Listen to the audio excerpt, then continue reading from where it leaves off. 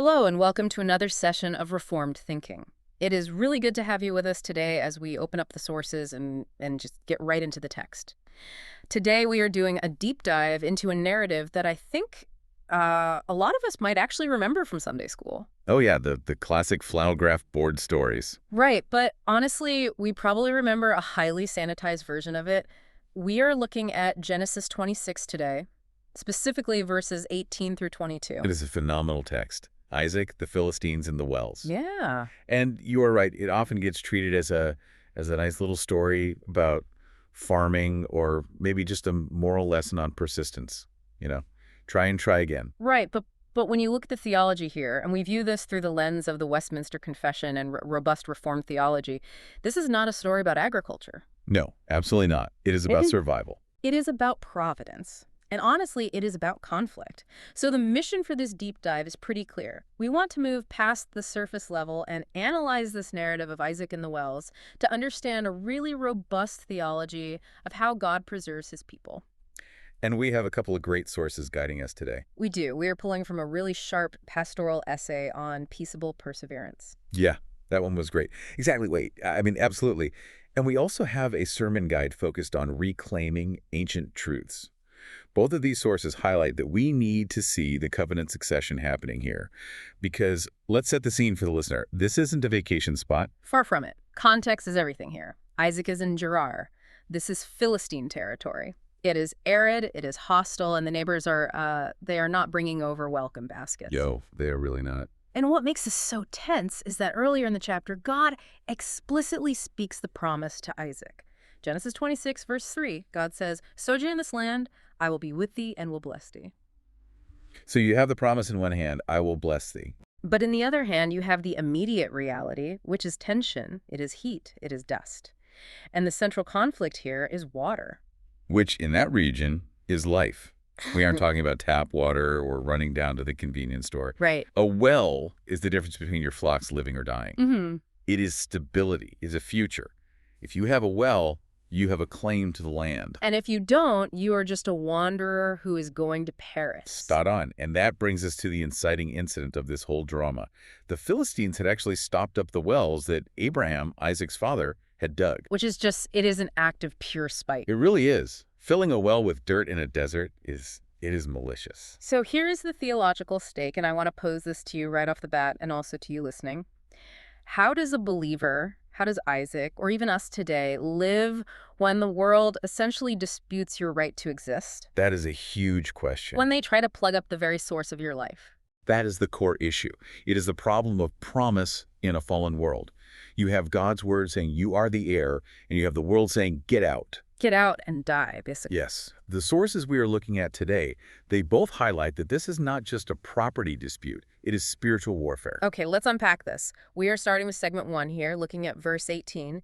This is the act of digging again. The text says Isaac, quote, digged again the wells of water, which they had digged in the days of Abraham his father. And there are two Hebrew verbs here that really drive the point home in our source material. You have chaffer. Chaffer. Yes, which means to dig.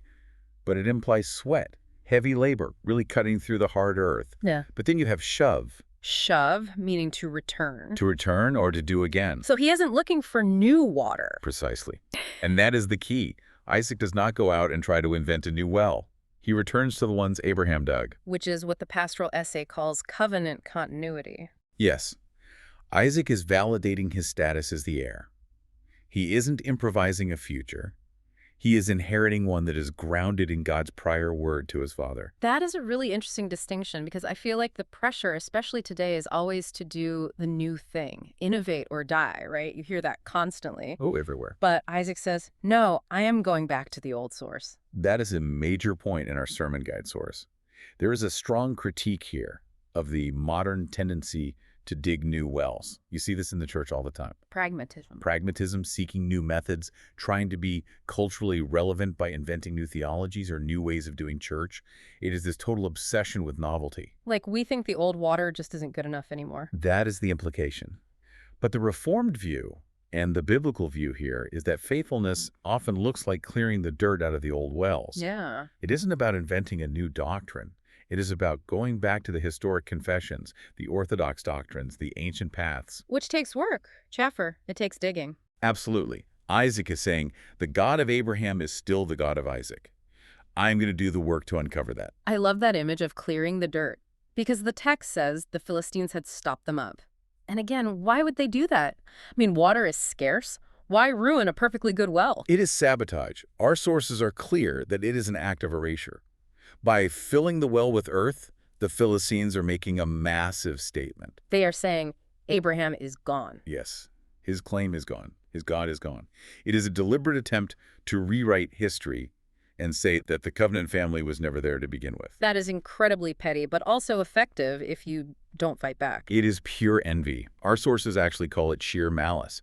And look at Isaac's response to that malice. He doesn't just clear the hole. The text says he called their names after the names by which his father had called them. The naming right. It is huge. Names preserve meaning. They preserve history. If Isaac had renamed them like Isaac's Well or New Hope Spring, he would be starting a new brand. Right, you would be conceding the erasure. Wow, yeah. But by using Abraham's names, he is insisting that the God of the past is the God of the present. He is restoring the story that the Philistines tried to bury. It is gritty, though. I think that is what strikes me the most when reading through the sources. We talk about God's promise, but the way Isaac experiences that promise is through a shovel. It is sweat and blisters. That is the doctrine of providence in action. Oh, cool. God's promise is maintained through means. Not a magic trick. Right. It isn't usually a lightning bolt zapping the dirt away. Yeah. It is servants, shovels, sore backs, and a refusal to let the world erase the truth. So Isaac reclaims the old wells, but he needs more water, obviously. His flocks are huge, so they keep digging.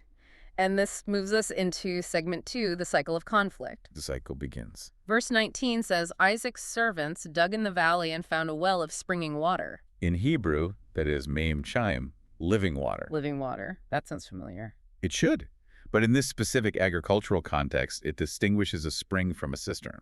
Okay, what is the difference for the listener who isn't a farmer? A cistern catches rain. It is a pit. The water sits there, and it can get stagnant or dry up. A spring, however, is flowing from an underground source. It is fresh.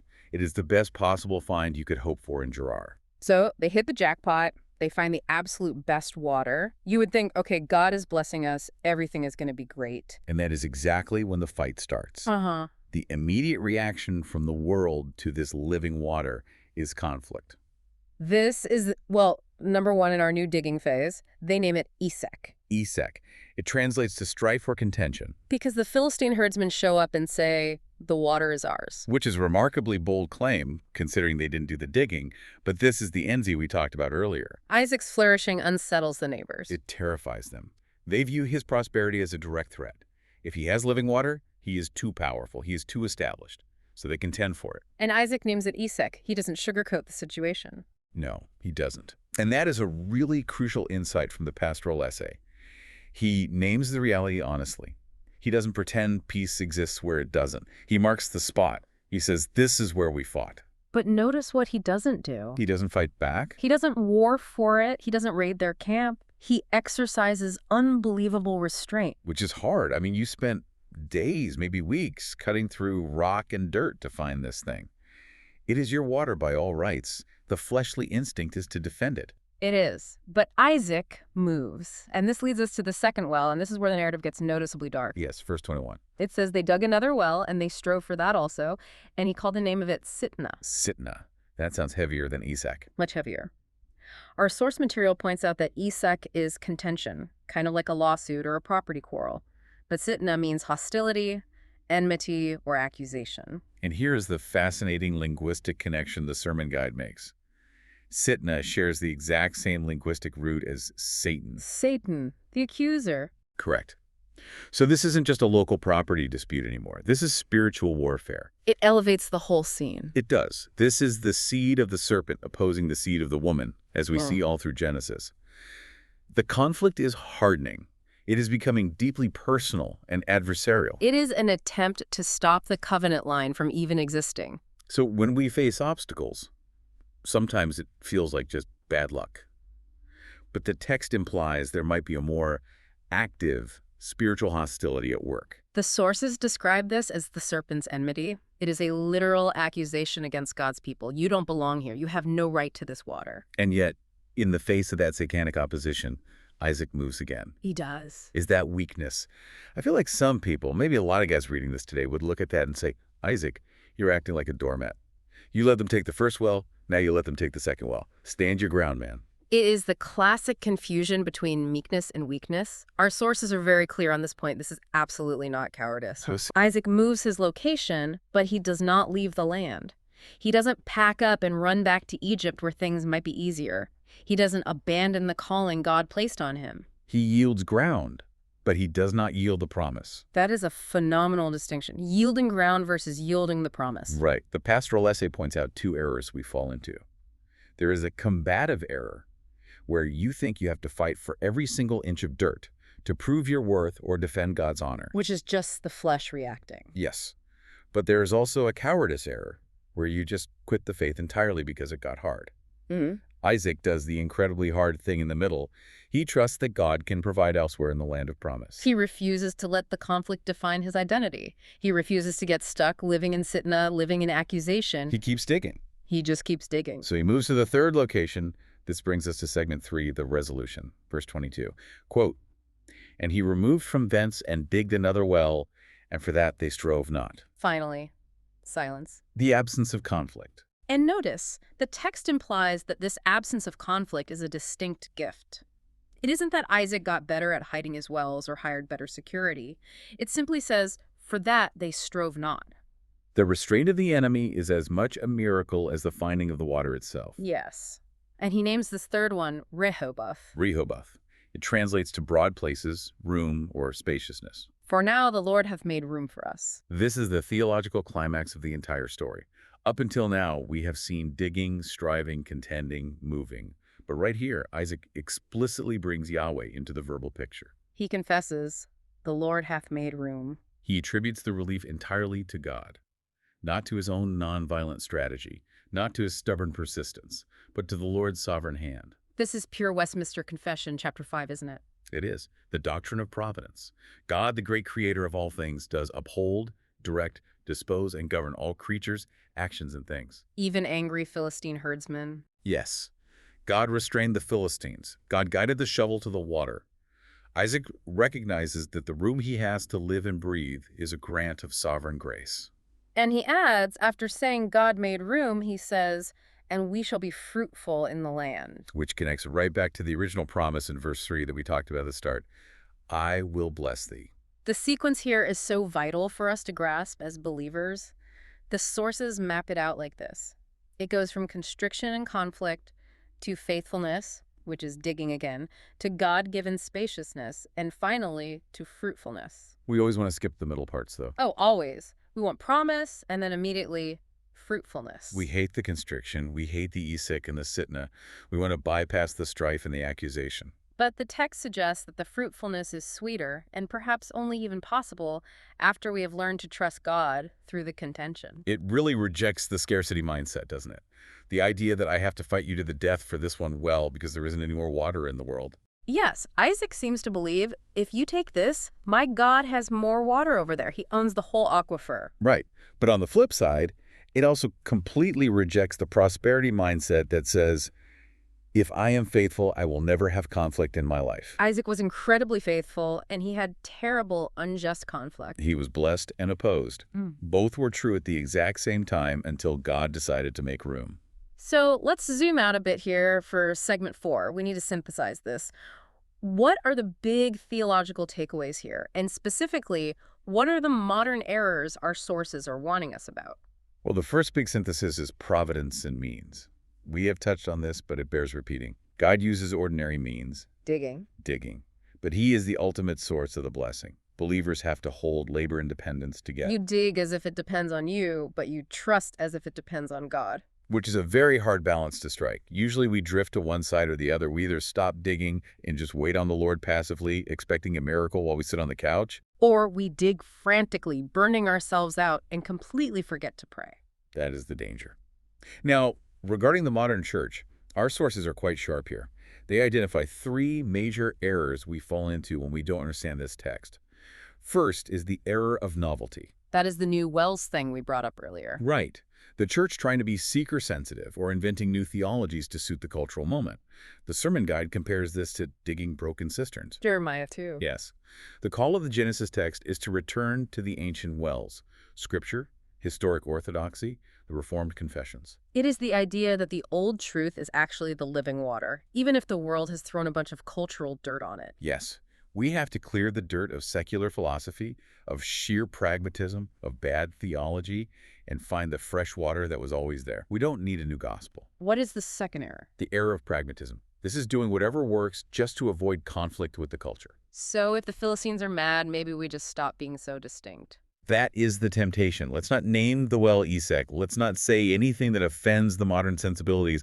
Let's just blend in. But Isaac didn't compromise the truth. No, he didn't. He didn't say, okay, the water is yours, you are right. He moved to keep the peace, but he kept his identity as the heir. He didn't assimilate into Philistine culture just to get a drink. He refused fleshly fighting, but he also absolutely refused spiritual surrender. That is a tightrope. And the third error? The error of triumphalism. This is the pervasive idea that God's favor prevents hardship. You know, I'm a child of the king, so why is my life so hard? Isaac's life answers that pretty clearly. It does. You are the heir, and that is why your life is hard. The world hates the heir. They want the inheritance. That is a tough pill to swallow. But it is also freeing, in a way, because when trouble comes, you don't have to spiral into this panic of, what did I do wrong? Is God mad at me? It might just be Sitnah. Correct. It might just be the enemy accusing you because you were digging the right wells. And that leads to the ethics of it. This is what Reformed theology calls the third use of the law. The narrative guides our gratitude and our daily obedience. How to handle conflict, practically. Yes. We name it, we call it Esek, we don't pretend it isn't happening. But we are not consumed by it. We trust God to vindicate us in his perfect timing. Which brings us to the ultimate vindication. Segment 5. We cannot read the Old Testament as Reformed Christians without seeing the trajectory pointing forward to Christ. We have to read this Christologically. The sources make a strong case that Isaac is a type of Christ, a pattern, a foreshadowing in history. Look at the parallels. Isaac is the promised son. He was born miraculously to Sarah in her old age. He is the sole heir of the covenant. And here he undergoes intense opposition from the world, but he trusts the Father's provision. Who does that remind you of? Jesus. The greater Isaac. The greater Isaac. Think about the water imagery. Isaac finds physical water that keeps a flock of sheep alive in the desert. But Jesus meets the woman at the well in John chapter 4 and talks about living water that springs up to eternal life. Mem chime. Yes. Isaac's well points to the spiritual, eternal reality that Christ actually offers to dead sinners. And what about the conflict? How does the greater Isaac handle Esek and Sitnah? Jesus endured the ultimate Sitnah, the ultimate cosmic accusation and hostility. At the cross, the world and the demonic realm shouted, "This is ours. You don't belong here." They tried to erase him, just like filling the wells with dirt. They put him in the dirt. They tried to stop up the well of salvation permanently. But he didn't revile in return. As Peter writes in 1 Peter chapter 2, when he reviled not again. Jesus displayed that same restraint, that same meekness Isaac showed, but on an infinite holy scale. He trusted the Father to vindicate him through the resurrection. And because he did, he secured the ultimate Rehoboth for his people. The ultimate room. In my Father's house are many rooms. Oh, wow. He went to prepare a place for us. Because Christ endured the hostility of the cross, we have the spaciousness of grace. We have permanent room in the covenant family. So for the church today, for you listening right now, this changes our entire posture toward a hostile culture. It has to. Because Christ has already secured the eternal inheritance, because our rehome is permanently guaranteed in heaven, we can afford to be peaceable right now on earth. We don't have to win every single cultural quarrel to feel secure. We don't have to win every Twitter argument. We don't need to dominate the school board meeting to prove God is on our side. Our security isn't in the specific, we are standing next to today. It is in the mediator who purchased the entire land. That takes the pressure off completely. It takes all the frantic, fleshly pressure off. We just have to be faithful. We just have to keep digging the ancient truths and let God handle the enemies. I love that. So let's wrap this up. We have covered a massive amount of ground today, literally and theologically. If we had to summarize the key takeaways from the essay and the sermon guide, what are we leaving the listener with? First, God is faithful to the covenant, even in deeply hostile lands. Your negative environment does not cancel God's positive promise. That is a huge comfort. Second, the call for the church is to dig again. Don't look for new, fancy spiritualities or life hacks. Reclaim the truth of God's word. Do the hard work to clear the dirt out of the ancient doctrines. And Third, conflict is normal. Esek and Sitnah are part of the Christian life. Don't be shocked by it, but remember that God is the one who makes room. Rehoboth is his gift, not your achievement. that is striking. And I want to leave you, the listener, with a final thought to chew on as you go about your week. We talked a lot about digging today. Consider the wells in your own life right now. Maybe it is your job, your marriage, your relationships, or your own personal spiritual disciplines. Ask yourself what kind of digging you are doing. Are you trying to dig brand new wells out of anxiety? Are you frantically trying to invent a fresh solution because the old ways feel too hard? Or are you willing to do the hard, sweaty work of clearing the dirt out of the ancient truths? Are you willing to go back to what God has already clearly said in His Word and just stand there? And reflect on this as well. The room you have right now, whatever peace, whatever financial or relational stability you enjoy today, it is not because you are exceptionally clever or strong. It is a specific mercy from the Lord. It is Rehoboth. And the purpose of that room isn't just so you can sit back and be comfortable. It is so you can be fruitful for His kingdom. Fruitful in the land. That is the goal of the Christian life. Thank you so much for diving deep with us today on Reformed Thinking. It has been a real pleasure. Keep digging. We will see you next time.